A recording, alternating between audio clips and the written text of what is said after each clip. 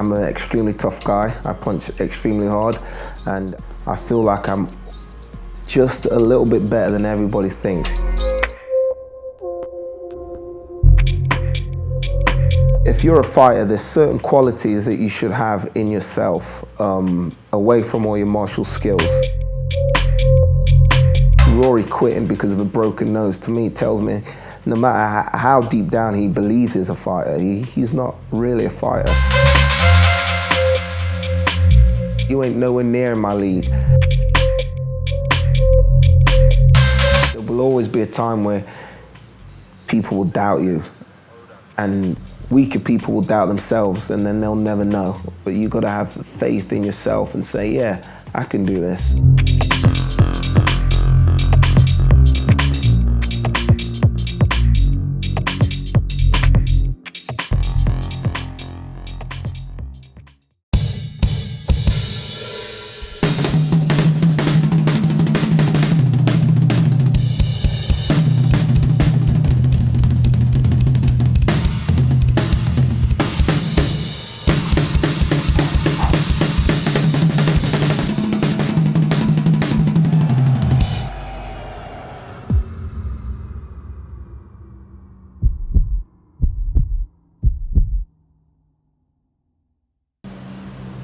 This week on the show, we have Mr. Paul Daley, who is the MMA fighter, British legend who's competed in organizations like BAMMA, Cage Rage, the UFC, and now Bellator, where he faces Rory MacDonald, the top-ranked former UFC fighter here in London. It is going to be a huge fight, the biggest of Paul's career, but Paul has been there, done that.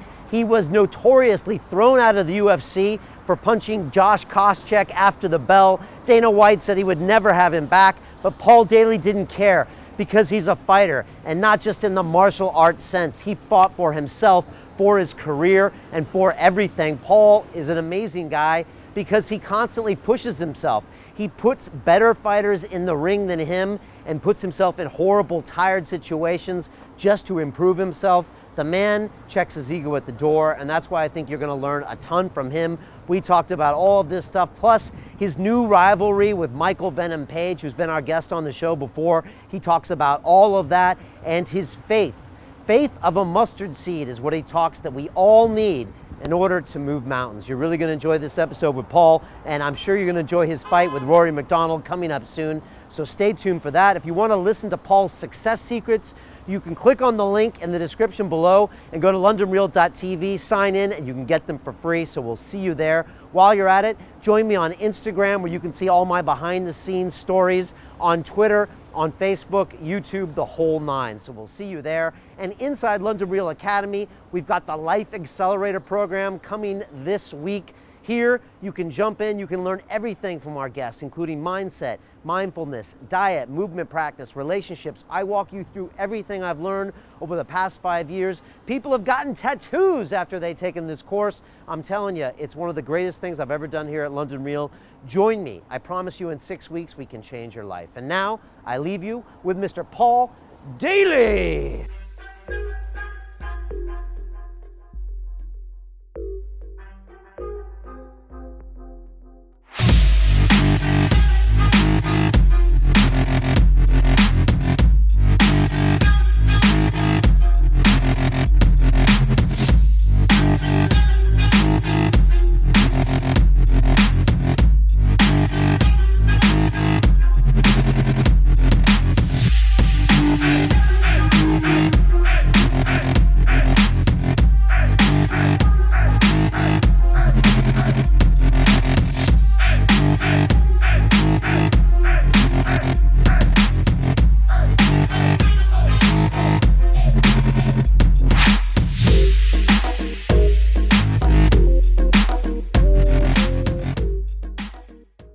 This is London Real. I am Brian Rose. My guest today is Paul Daley, the British mixed martial arts fighter who has competed professionally for the past 15 years for Cage Rage, Strikeforce, the UFC, BAMMA, and now Bellator MMA.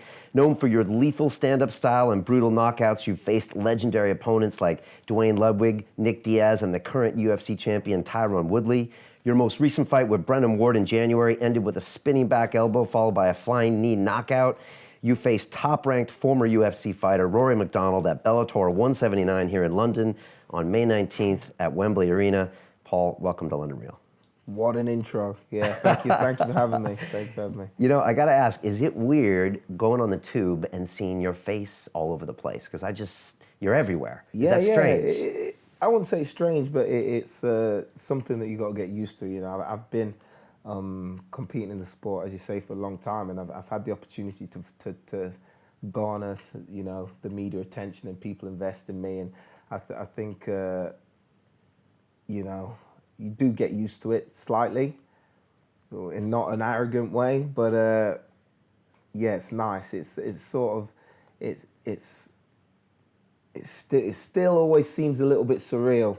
You kind of brush it off, like you get used to it, as in you'll see it and you'll be like, but then you'll think about, hey, my face is just on London Underground, and it becomes surreal, yeah. Yeah, and you're the biggest face there. Exactly. Like you're the biggest it's image. A little bit, yeah. It's like you and Rory and MVP and whoever he's fighting, Yeah. but you're prominent. Yeah. And so like you're kind of carrying the show that night. How does that feel? It feels great, you know. Main event, Wembley Arena against Rory MacDonald. You know, it's a big show, you know, and I think that it's just going to be a great night. I'm looking forward to it. So yeah, it's an exciting 2 weeks coming up for me, doing all this press and doing all the media, and I look forward to the night. Is it fair to say this is the biggest fight of your career? That's a tough one, you know. So it's a tough one. They're all big fights, you know. I like you said at the start, you know, I fought big names. I fought champions, former and current, and they're all big fights for me at this stage of my career. But I think it's an interesting fight. It's intriguing. Rory's a tough guy, and I hold him up there in the top 5 in the world. But I feel me and my camp, we have something that's going to surprise him, and we look forward to the night. So yeah. Yeah, I mean, for Bellator, this is a huge thing to bring Rory over. Yeah. You get the first shot at him. Yeah. You know, this is a big card. It's a big thing. He's easily top 5. He's been out Yeah. now for a year, healed up. A lot of people are going to watch this thing. Yeah. Like you said, I guess every fight's big, right, in your career. Yeah, fight's big. But yeah, like you say, Rory's definitely is up there with the best in the world. He's beat the current former UFC champion. So, you know, it's a fight that I have to be prepared for. It's a fight that I'm excited about, and we look forward to it. I think you once said, I'm a guy that likes to test himself. Yeah. And so when you heard Rory was coming to the Bellator, were you like on the phone with Scott Coker saying, this is my fight? Yeah, definitely. You know, I'm not here to you know, take easy fights. I want to test myself. I feel I'm at the caliber to challenge these top guys, and sometimes I think that I go under the radar a little bit, and I feel that now's my time to shine. You know, I never shied away from a big fight. When I'm in the big fights, I always perform well, and I think I found a certain a place in my life where that I feel like on May the 19th it's going to be my night. I rarely get to talk to fighters, you know, this close out. We're like about 2 weeks away. What's your process now, these last 2 weeks? You know, what are you thinking about, training, eating? Like, what's going on? Because you seem pretty chill right now. That's what I'm trying to be. I'm just trying to, well, not trying to be. That's how I am. I'm so used to this. You know, I just want to relax, enjoy the final 2 weeks of preparation. My weight is good. I'm a little hungry right now, but yeah, my weight's good.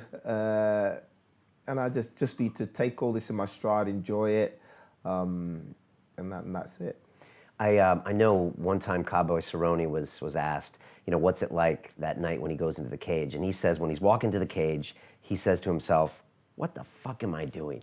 You know, he has that freak out moment. And I wonder what it's like for you on the night of. Do you get thoughts like that ever? No, not really. I've kind of embraced the whole thing, you know. It's you got to embrace it or you'll crumble, you know.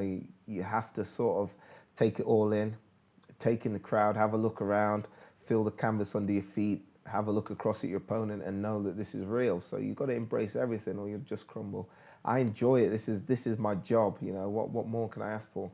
Right. You feel like it's like a special even privilege when you go in there, center stage, Yeah. great opponents. I guess this is what you live for. I think the actual fight is the easiest night. I think the fight is the easiest night. Now the weeks prior, the dieting, the getting up early, the training, the cardio, not spending quality time with your family, and not being able to socialize like a normal person. Those are the hard things. The night of the fight is when you get to get all those things back. You get to perform. You get to see what all the sacrifice is all about. You get to show everybody what you've been working on, why you haven't seen them, why you haven't been able to go out and have a pizza or have a beer or socialize it the way that you would think someone should of my age. You know, it's time to show them that all the sacrifices are worth it. I think Conor McGregor says it feels like every step he takes when he gets to that cage, he's like they're taking off the shackles for him. Freedom. And for that one few minutes, he can be free in there. Does it feel that way to you? I understand. I understand his way of thinking. That's a good way to put it. But for me, like I say, it's all about the sacrifice. Fighting is something that I was born to do. You know, I've been fighting forever. So I don't fear the fight. I embrace the fight. I actually look forward to going out there and punching a guy in the face or kicking him in the leg or throwing elbows or whatever. I look forward to it. I know this is what I was born to do, and now's the time to show everybody. You had a face-off with Rory, but behind the scenes, you're complimenting him. And you're like, wow, this guy's a great fighter, and I'm excited to fight him. There wasn't beef necessarily between you guys. No, there's no beef. Very few people do I have genuine, beef or hatred with in the sport, because I respect them for what they're doing, as I'm sure they respect me for what I'm doing. But with Rory, he was one of the the first of the new breed, very well-rounded, talented fighter, good just about everywhere. So I have to give him his props. He's achieved a lot, and I think he'd say the same thing. He has to give me my props for what I've done. If I wasn't a worthy opponent, he wouldn't have accepted the fight. I've seen a recent interview. He said he used to watch me as a teenager, which is a massive compliment. But on May 19th we're going to fight, and I'm going to take him out. But as a fighter, for his skill set and what he's achieved in the sport, I'd be stupid not to give him credit. You're known for an exciting stand-up fighter. Rory stood up, I think, most of his last few fights, even though he always had that grand game. But I just remembering all of his stand-up, sometimes an old-school boxing style and stuff. Is this fight going to stay up, you think? Well, I ain't going to be looking to take it to the ground. We'll say that much. Like I say, Rory's very well-rounded. He says he's going to stand. He's not afraid to stand. But throughout my 15 years competing in the sport and other experiences in life, I know that when I touch him with a punch, he's going to want to take it to the ground. And I guarantee you that if not, the fight's going to be over really, really quick. I'm an extremely tough guy. I punch extremely hard. And I feel like I'm just a little bit better than everybody thinks. You can see me on footage and you think, oh, okay, yeah, I could take that. Oh, that guy took that punch. But when you get in there, it's a different story. And I think on the night, Rory's going to find that out very quickly.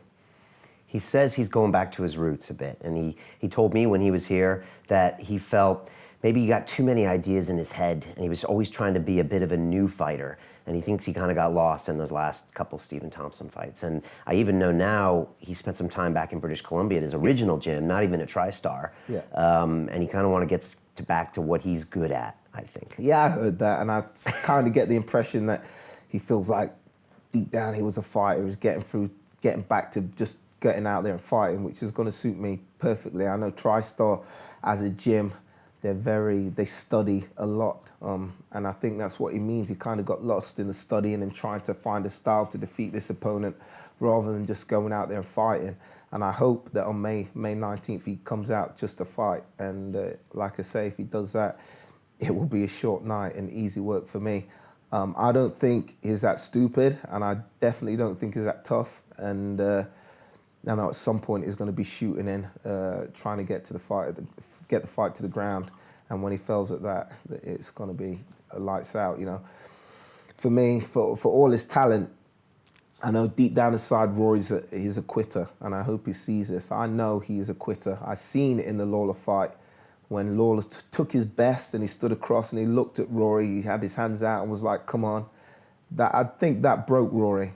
If you quit because of a broken nose, then you ain't nowhere near in my league. You know, I've taken beatings. I've come back from horrendous shots, and there's no quitting me. I'm not a quitter. You can say anything, but when it comes to taking punches and kicks, I ain't gonna quit. That's it. I know he's a quitter. So that's how I'm pretty sure that once these punches land on him, he's gonna be quitting the idea of standing up and trying to get the fight to the mat. Are you gonna aim for his nose? I'm gonna aim for everything. You know, I feel like people say the way I'm gonna win is by knockout, but I feel as a fight is, I can beat Rory through my experience, through my fight IQ, and I can beat him on points. If I wanted to play the points game, dance around, jab here, front kick here like Rory does, and do his lame ass Ollie shuffle that he did against, I can't even remember. Yeah, I remember that. I could do BJ that. Penn, that was it. Yeah, I could do that. I could do that and still beat Rory. But we'll see how it plays out. It all depends on him. I'm confident. I'm happy with where I'm at. I know people's opinions on the fight, and I'm going to prove everybody wrong.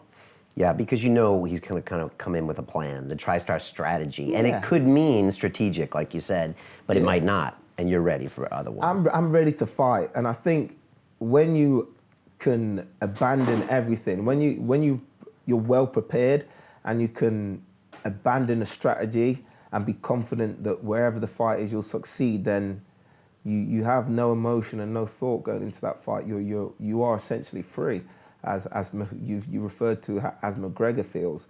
It is freedom. When you're confident that wherever the fight goes, you're well prepared.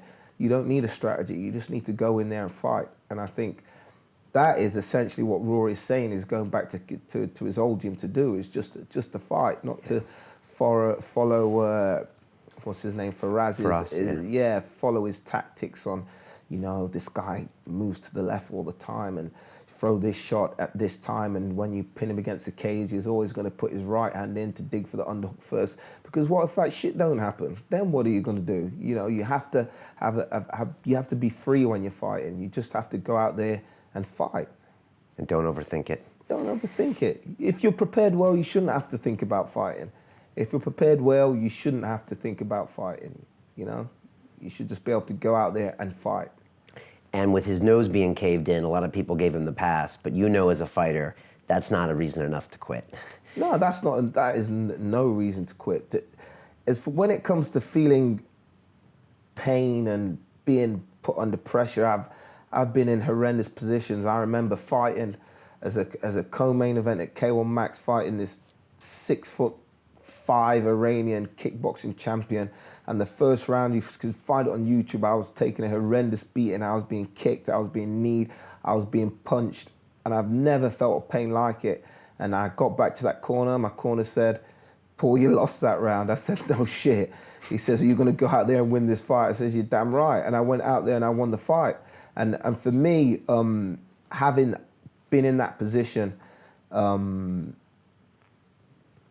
sort of, I hadn't been in that position before, you know. I'd been in fights where I'd been hurt and had to show some heart, but in that fight, I was in a lot of pain, and I had to fight through it. And, you know, Rory quitting because of a broken nose, to me, tells me no matter how deep down he believes he's a fighter, he's not really a fighter. I will never quit to a broken nose, ever. Yeah. There's some footage of you out there where you're cornering, I think, one of your fighters, and in between rounds, I think you yell at him, "I shouldn't have to give you a bloody pep talk, you're a pro." Yeah. Is that your mentality when it comes to fighters? Well, the sport of fighting, we're fighters, you know.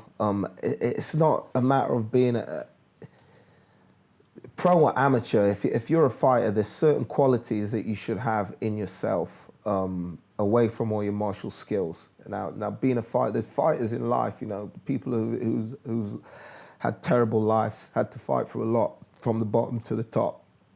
they're fighters as well, and they're those qualities that they have to succeed in their chosen path in life.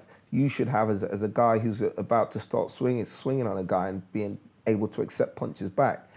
And I feel if you can't show those qualities in a fight and persevere through hard times, then you're not a fighter. No matter how many spinning back kicks you can do, or front kicks or elbows and all this kind of shit, arm bars, triangles, if you don't have those qualities in yourself, you're not a real fighter. And I feel a real fighter will also always win against someone who doesn't hold those qualities. So it's about taking the pain, having the mindset, not necessarily not quitting. about taking the pain. It's about persevering against situations that you have no control over. It's about perseverance. Okay. We were talking about British MMA and the emergence of it earlier. I was saying I first got here in 2002 and I went to Brawl in the Hall. I think it was UFC 38. And I saw Ian Freeman just KO a very young Frank Mir that was coming up, and the whole place went crazy. But, you know, you grew up in this kind of place. And I'll be honest, I think, 5-7 years ago, I felt like you were kind of keeping British MMA alive, and every now and then Paul Day knocked another guy out. And like, you were kind of keeping this scene here. But tell me what it was like growing up when there wasn't much of a scene over here. There was a few guys here and there. Yeah. No one was training in the States. How did you get the bug? Yeah, it was very, very different. I think what really got me geared towards competing in this sport is there was an old Channel 5 documentary with Ian Freeman, Leo Medios, and Mark Weir. And who you fought later, right? Yeah, I fought Mark Weir for the Cambridge British, for the world title, in fact, and knocked him out. But yeah, those three guys really motivated me. I was already a fan of the sport, having watched early UFC VHS tapes and stuff like that, but watching the documentary and seeing some British guys really going for it and making strides towards competing on a big stage got me involved in the sport to the level where I wanted to sort of invest more time and money and try and pursue this as a career, because even in the early stages there were guys, I won't call it a career, but they were making a living from fighting, fight to fight. So if I could do that rather than work a 9 to 5 and live, fight, doing something I love, getting a paycheck, then I was sure as that's gonna pursue that.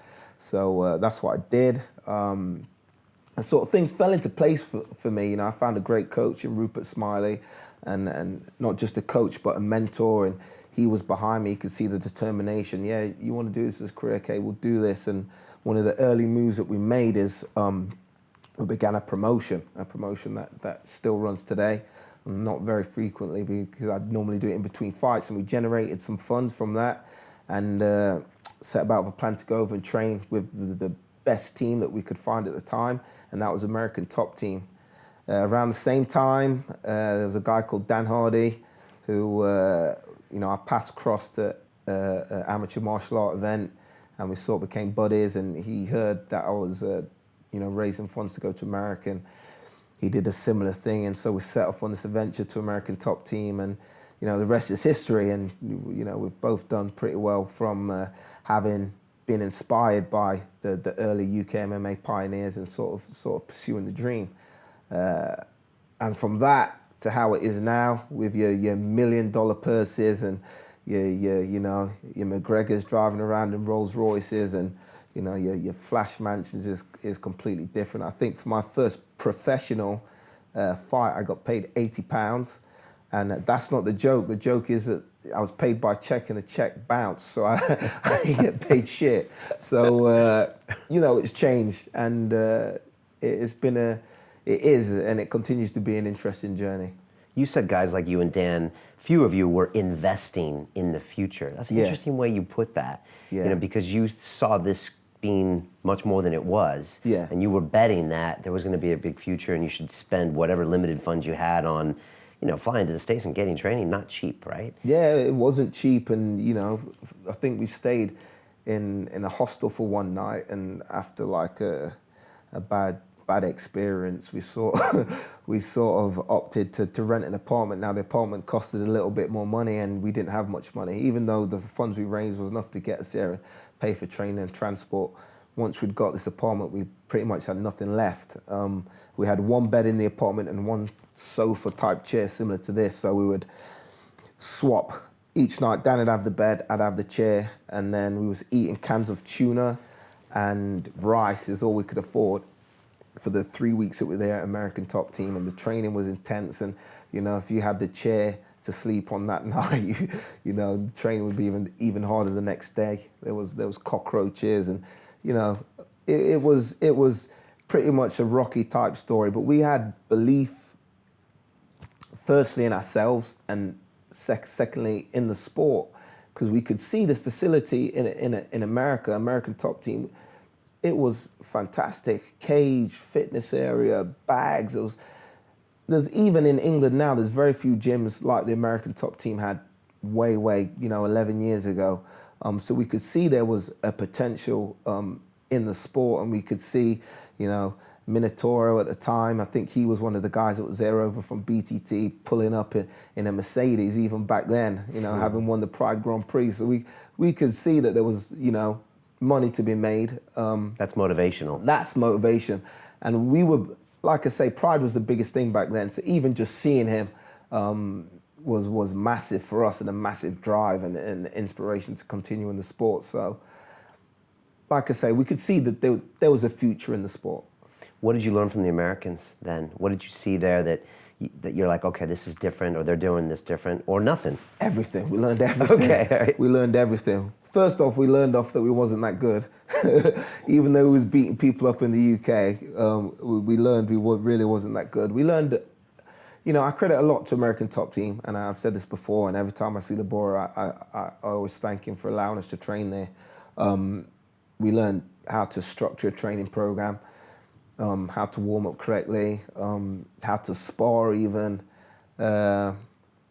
everything, how about to go about business, you know, sponsorships and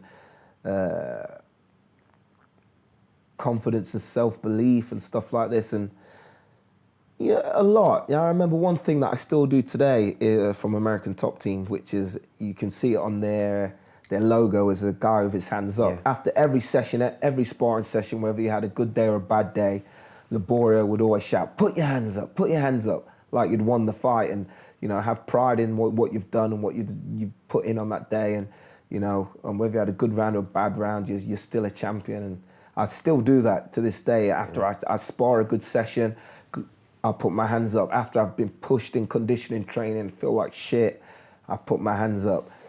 If I've had a bad sparring session, you know, I still have that pride. You know, I'm in here. Other people dream of doing what I'm doing, so I have to take pride in that. And you know, I thank American Top Team for that. You know, we have a mutual friend, Peter Irving, who's, you know, he's one of the kind of early legends, you know, in MMA here, you know, and we used to train at Urban Kings, and he actually co-hosted London Real for a bunch of episodes, and we had some fascinating people on. But he says he used to go up and spar with you. Yeah. And he said you're known for bringing top fighters in, putting yourself in bad situations in the ring with them, getting yourself tired and putting yourself in bad situations. Yeah. And Peter says that's not normal for guys at the top of their game. Yeah. You know, I've learned, you know, I've traveled a lot, I've trained at a lot of places, and I've learned what has made those people that I admire and made them successful, what has got them to that position. And so I think it was a quote from Ali. He didn't win every sparring round, and you know, Mayweather wasn't an undefeated amateur and stuff like that, and they don't win every sparring round. And you know, just people that you see at the top of their game have got there through being in difficult situations, and I adopt that to the way that I train. I know the situations that people are looking to put me in, and if I can defend those positions or avoid those positions when I'm tired, then I can take confidence in that when I'm in the fight, you know, I'm comfortable in these positions. And another thing that I do, which I got from boxing, and you know, again for people that admire in boxing, is I'm very up to date on future stars, people that I see potential in. I'll watch fights on guys coming up, And I do my best to bring those guys into training camp with me. I'll try and recruit them, and 9 times out of 10, they'll come because it's a big opportunity for them. You know, I'm an established name in the sport, and a lot of these guys are younger. A lot of these guys kick my ass, and you know, and people are surprised that I do that. Why a guy of your reputation would you know, put yourself in a position where someone could say, oh yeah, you know, I went up to spar with Paul Daley, and you know, I did all right. You know, so people sort of, but I put myself in that situation because I know in the long run I'm going to perform better if I can keep up with these young lions, and I can be in there at a disadvantage, tired, fatigued, and stuff like that, and perform well against these future champions. Then I can hold my place in the sport. After such a long time, I've already been here. I can stay at the top of my game. But you have to check your ego, because I have no ego. Sparring is sparring. I tell you that. I'm 100% honest with you. I don't win every sparring round. Sometimes I get beat up by my own students. I have no ego because I'm there to learn. I'm more likely to analyze how that shot landed. Why is this guy better than me at certain things? How did he get me to this position? How can I avoid being in this position? And like I said, I take confidence from that. The fact that I got no ego is how I think I'm so successful as well. People think I have an ego, but for me, I sometimes I don't give myself enough credit. You know, I've won fights and been absolutely, completely disappointed in my performance, where, you know, I don't even want to talk to anybody. And that's not because I have an ego. That's because I always seek to better myself. So if by making them, by putting myself in bad situations and by, you know, by sort of put myself in bad situations and struggling, and I look for ways that I can be successful. In defeat, I'm looking for success. I don't know how to put it, but when I fail, I'm looking more deeply into where I can succeed. Right. You mentioned McGregor earlier. What do you make of this whole phenomenon, and also how big MMA got, UFC got? Very quickly. You know, did you see that coming? And then what do you make when you see someone like McGregor kind of at the top of that heap? I think he's done extremely well, you know. I could never knock McGregor or anybody who comes into the sport and can ignite it like it has been, you know. And it doesn't happen very often. I don't know what else to say. I think he's done absolutely fantastic when it comes to bringing MMA into the mainstream. I think he's earned well for himself. But I think everything has a shelf life. You know, if you look at the stuff that McGregor's doing, before him, you had your Chael Sonnens. Before Chael, you had your Tito Ortizes. It's just, I think a lot of it's to do with timing. There's always going to be that brash character, you know, who stands out from the crowd, who 9 times out of 10 can back up what they're speaking, you know.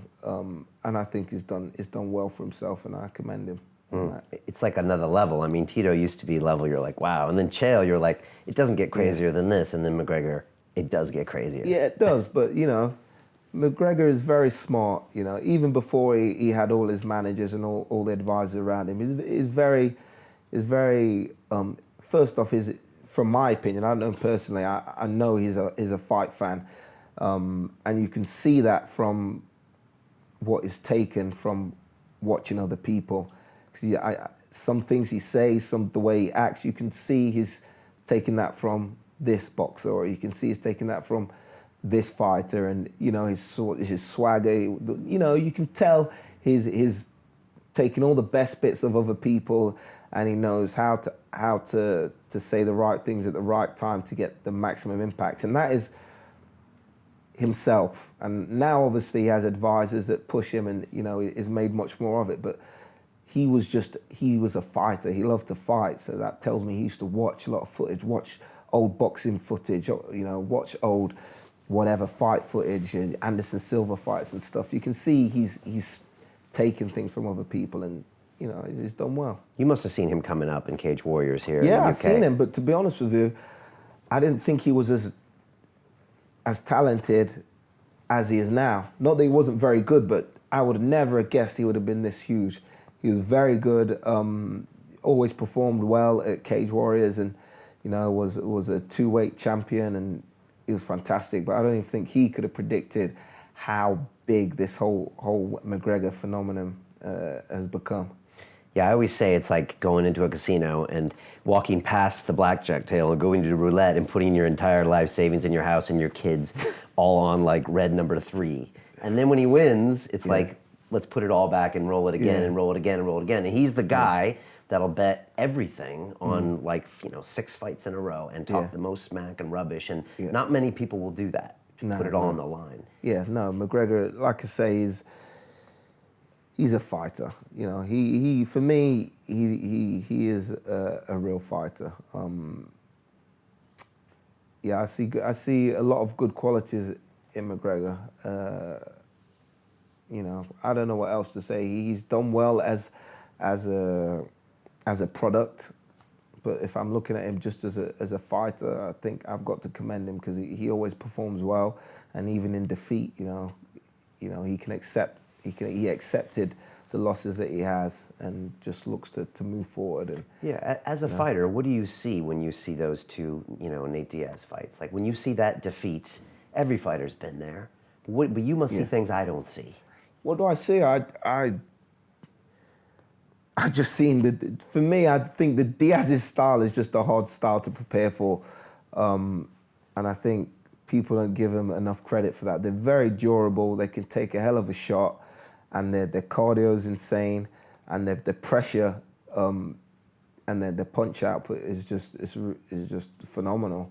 And when you're put under that pressure, if you haven't prepared for it or if you're not aware of it, it can be very difficult to deal with. And that's what I mean by, watching footage is all great, but when you're in there, it's a completely different thing. Because having fought Nick Diaz, I watched the footage and I thought, he throws a lot of punches. It doesn't look like he hits that hard, keeps the pressure on you, whatever. But when you're in there, it's completely different. And I feel like people think that with me as well. I'm not the biggest of welterweights, so people think, oh, he's only small, he can't be that strong. Oh, this guy took that shot, he can't really hit that hard. And so I take comfort in that. I take comfort. That they think they know they can get through your power until they feel it. But they don't know. They really don't.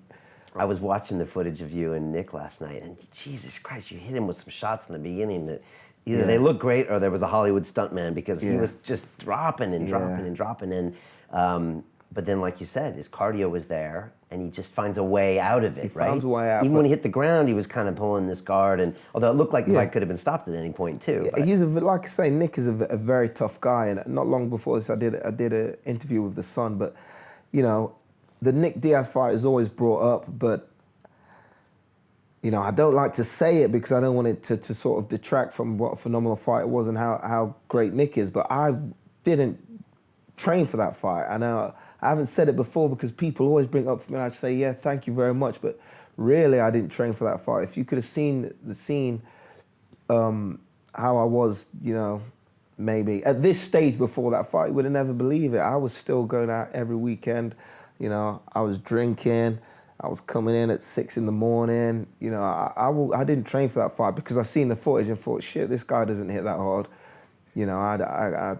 I can beat him. I just have to land one shot. I wasn't as serious as I am about the sport as I am now. I was just trying to get a lot of money quickly. And the Nick Diaz fight was a big fight, so I took the fight.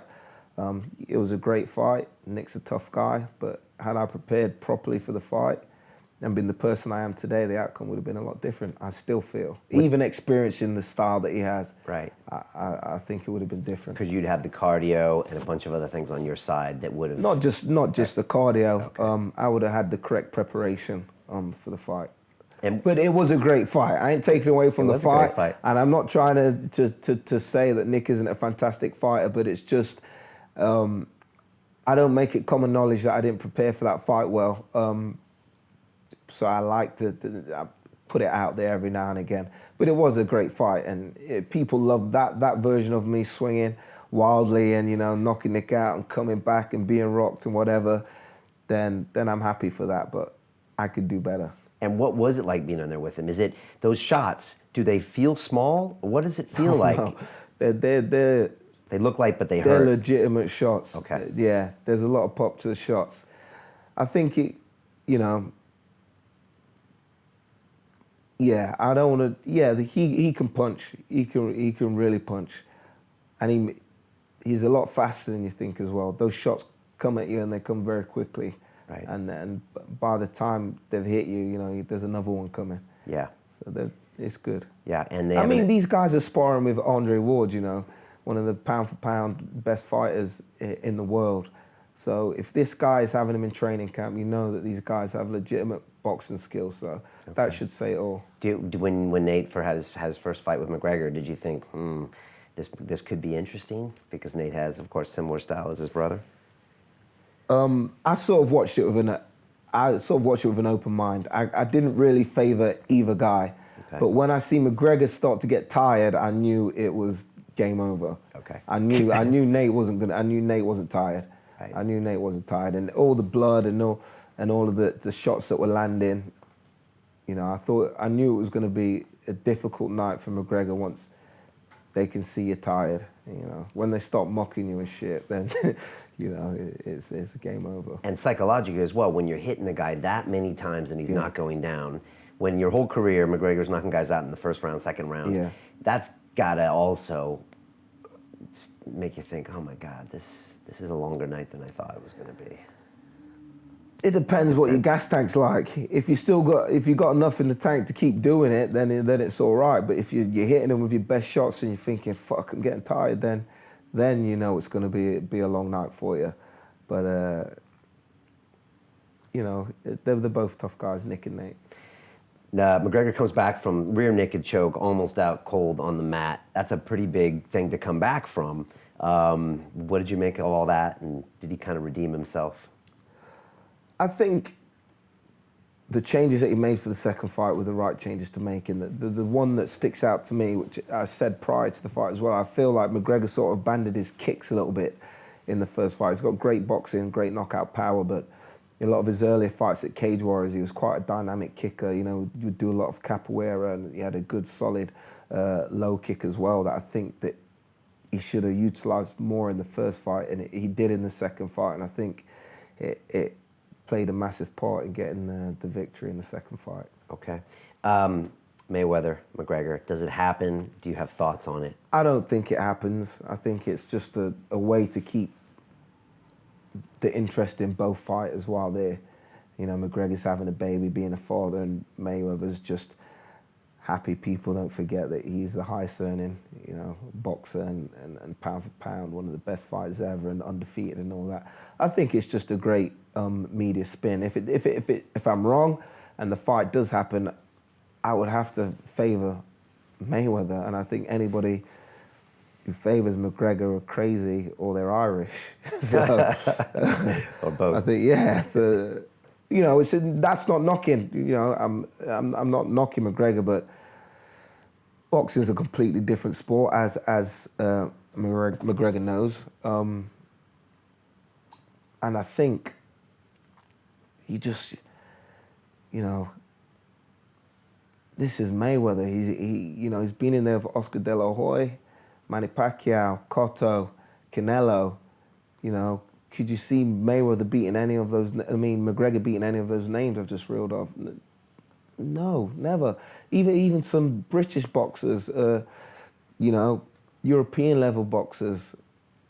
Boxing's such a hard sport, and it does take a lot of dedication. You need to have a lot of rounds under your belts, you know. And I commend McGregor for saying he'd get in there, and you know, they'd both make a lot of money, but I think boxing is completely different. I heard a boxer make a commentary. He said when you get into that 8th round and those gloves start feeling like lead weights, you know, that's when a boxer's experience and everything knows how to deal with that. The tempo's different. Yeah. And you know Mayweather is going to take him into that deep water. Exactly. Right. it's very intriguing, and it's got people talking. I mean, we're talking about it, and I think that's one of the aims of the whole thing is to keep people talking. But I don't think it's going to happen purely for the negotiation purposes and the money. I know, but then that's one of the reasons it could happen. Yeah. Because of the money. So it's like it's one of those things. I know some people close to this situation, and they said there's so much money at stake, it has to happen. You know, they're talking about it being the $1 billion fight. And if it's that fight, you know, maybe in total, if it's really that big, maybe it won't be, but maybe it's closer, half of that. It kind of has to happen because ultimately they'll negotiate. Mayweather will say, all right, I'll take half of it. Conor will say, I'll take 20% of it, and who knows else gets the rest. And it'll happen because there's so much money. Yeah, if it happens, you know, it happens. It would be very interesting. Everyone will watch. That's why there's all the money involved. It's an interesting fight. You know, you got a guy who's coming to MMA. Is the biggest thing in MMA, and you know, he's up there with the biggest thing in combat sports. You know. And then you got Mayweather, who was the biggest name in boxing, had all the numbers, as they say, coming together in a boxing ring. That's the interesting thing. It's that Conor McGregor's going to box. Yeah, we have to see it. I'll want to watch it. The crazy thing you think about, though, is after a payday like that for Conor, and what if he gets 50 or 100 million, how then does he get back into a cage for a few million? He doesn't. You don't. It's done, right? No, he doesn't. He enjoys the rest of his life. Sails you know? into the sunset. Yeah, you know, chills like anybody would. Talk to me about the UFC, your experience. You're with Bellator now. I had Coker in here. Yeah. Coker is a different kind of guy than Dana White. Yeah. And I'll go ahead and tell you what King Mo told me. You know King Mo, right? Yeah. And this is the way he told it to me. You can tell me whether you agree with that. He said, Brian, you remember East Coast and West Coast rappers, right? Have you heard this story?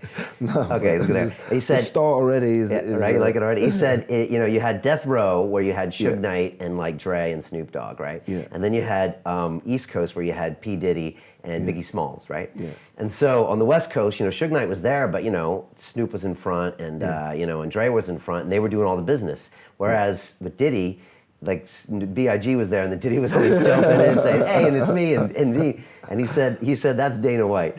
Dana White is jumping in front of the cameras all the time when it's really the fighter show. And he said Scott Coker's the Suge Knight of MMA. What are your thoughts? Yeah, well, that's a funny one from Mo. But yeah, it shows they are two completely different characters, you know. But I feel, for me personally, I feel Scott Coker is more approachable. I feel like I could send him an email, I can send him a message, I can, you know, give him a phone call. I think the relationship side of things is better with all of his fighters. I don't think they'll feel there's favoritism. I feel like Scott just wants to put on good fights, and if two fighters agree they want to fight, then, you know, if it makes sense, then why the hell not? Whereas I think with Dana and the UFC, I think there's favoritism. I think that's the major thing for me, is favoritism. I don't think everyone is treated fairly, and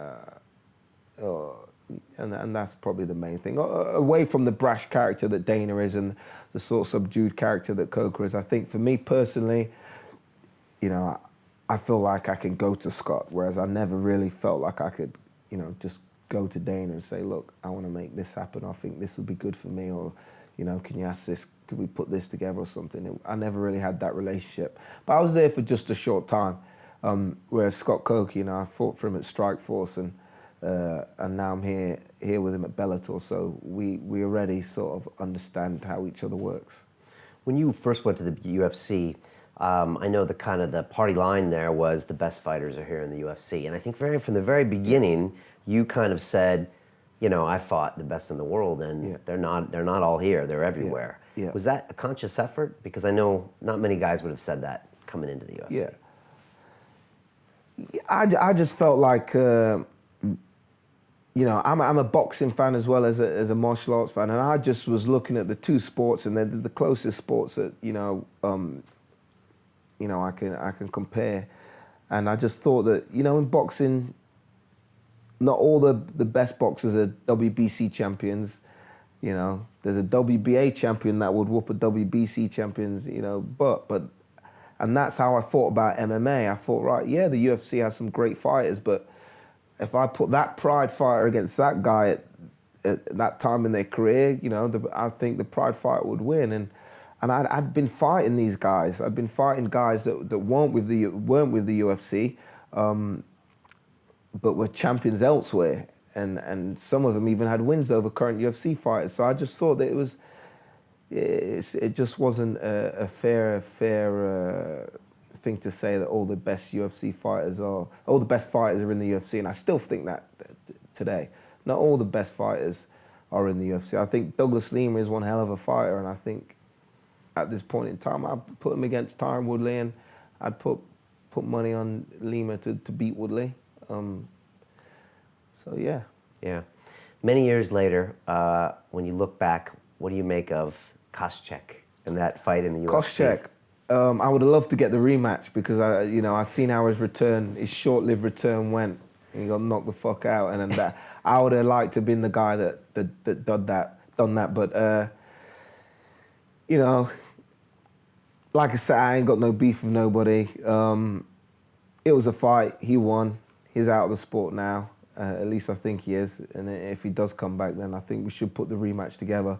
But I think he's out of the sport. He's made his money. I can't hate on him, but you know, it is a fight that I'd like to get back. I have no other personal thoughts or views on it, but it's a fight I'd like to get back. Do you ever replay that night in your head? Because I know after that, it was like Dana was like, apologize. And, yeah. You know, I mean, and Koscheck, and people forget, back in his prime, he would just dig at people and get under people's skin, right? That was his thing, right? He was just that guy. He was the bad guy, wasn't he? So, he sort of relished in that position. But for me personally, it was like I was just still a little bit immature. Like I didn't realize at that stage, like, you know, how many eyes could potentially be watching. And I know the UFC at that point were trying to negotiate a big TV deal with other networks, and I think those people were sat front row. And then, you know, you got Dana trying to convince these guys that these are professional sports athletes, and then you got me swinging on Koscheck after the bell. So I don't think that helped the situation. But like I say, it's all done and dusted now. Yeah, I was Mergliotti the ref or something? Yeah, I could almost even hear it in his voice. Like he knew the deal was coming because he's like, Paul, what did you do? Yeah. You could feel the tension in the air. And I see Dan. Is it Dan? Yeah. I see him, and we sort of have a laugh about it because he puts me like a rear naked choke. Yeah, because he drags me away, and he's a big guy. But what's done is done. It wasn't the smartest thing that I've done, but everything happens for a reason. I'm in a position now where I'm happy with my life, and I'm the main event, May 19th, so it's all good. Yeah, I know. And when you look back at it, you ended up having this amazing career when you got out of the UFC and came back to London, and just things really started really coming together for you. But I know for a while there was that, and then Dana was like, I went back and he didn't apologize, and it was this whole thing. Well, and I thought it was interesting that you wouldn't apologize. No, I did apologize. Initially after the fight, I'm already heated. Dana came over, says, like, what the hell are you doing, or something like that. He's like, do you want to be in the UFC? I'm like, didn't bother me either way. But that's directly after the fight. I didn't have time to cool down or anything like that. Apologies went in. I think my manager at the time, he sent an email that I worded, but it had no effect. And for me, after he said no, I didn't really, there was no campaign from me, let me back, because I was confident in my ability. I'd been in the UFC for 3 fights. I feel like I made a massive impact. I knocked out the number 3 guy, Martin Kampmann, in my first fight. Dustin Hazer, another up-and-comer, I knocked him out. And then I lost to Koscheck by decision. He went on to challenge for the title over 5 rounds. So I was confident in my ability, even at that stage, that there was still a future for me in the sport. Continue watching this fascinating conversation for free by clicking on the link below to visit our website, and I'll see you on the inside. There will be challenges, and there will be people that try and pull you in different directions, and you have to recognize a friend from an enemy, which can be very difficult sometimes.